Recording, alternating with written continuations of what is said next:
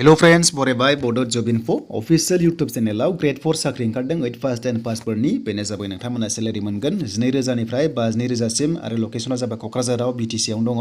आरो बिनि लास्ट डेटआ 21 नभेम्बर अफलाइन खालामनांगोन स्टेन्डार्ड फर्मआव फिलआप खालामनानै नोंथांमोना खालामनांगोन एप्लाइखौहाय दा फर्मआ डिसक्रिप्शनाव दङ डाउनल'ड खालामनानै फिलआप खालामनानै नोंथांमोना हैबानो जाबाय दा बे भेकेन्सिया फैदोंमोन क'क्राझार डिस्ट्रिक्ट जुडिसियारि अफिसनिफ्राय फैदों नोंथांमोना बेयाव बयबो इलिजिबल जागोन खालि क'क्राझारनिल' जानांगौ बे नङा गासैबो इलिजिबल जागोन दा गोबाव खालामा जों अफिसियेल नटिफिकेसन बेयाव नायनोसै फैदो फार्स्टआवनो दङ स' नोंथांमोना लिंकखौ मोनगोन डिसक्रिप्शनाव डाइरेक्ट बे पेजआव नोंथांमोना फैनानै गासैबो डिटेल्सखौ नायनो हागोन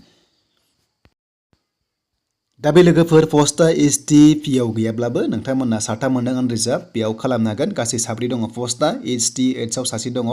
थ' बिनि लास्ट डेटआ 21 नभेम्बरसिम स' नोंथांमोना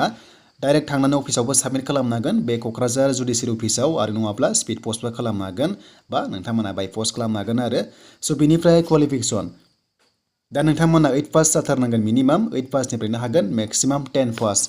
दा बेयाव बुंदों हु हेभ पास HSLC एबा हायार सेकेन्डारि पास जाबाय प्लास बेनिफ्राय बाराबा स' नोंथांमोना बे पस्टआव इलिजिबल जाया मानोना ग्रेड 4 आव दाना बेबादि सिस्टेम खालामबाय 8 पासनिफ्राय 10 पाससिमल' स' बेनिफ्राय दानिया बेयाव लिरदों बैसो 18 निफ्राय 40 इयार्स नाथाय ST हिसाबै नोंथांमोना 45 इयार्स खालामनांगोन बा हागोन देन बेनिफ्राय नोंथांमोना एप्लिकेसन स्टेन्डार्ड फर्मआवसो खालामनांगोन एप्लाइखौहाय दा फर्मआ डिसक्रिप्शनाव दङ बेनिफ्रायनो डाइरेक्ट डाउनल'ड खालामदो गासैबो डकुमेन्ट्सखौ जेरेक्स कपि खालामनानै सेल्फ एटेस्टेड होनांगोन बेनिफ्राय गांनै फट'कपि हरफानांगोन लोगोसे नोंथांमोना एमप्लयमेन्ट एक्सचेन्ज सार्टिफिकेटखौ हरथारनांगोन मानोना बेयाव नोंथांमोननि क्वालिफिकेसननि डिटेल्सआ थायो स' जायफ्रा लकेलिटि स' नोंथांमोना एप्लिकेसन फर दा पस्टआव होनानै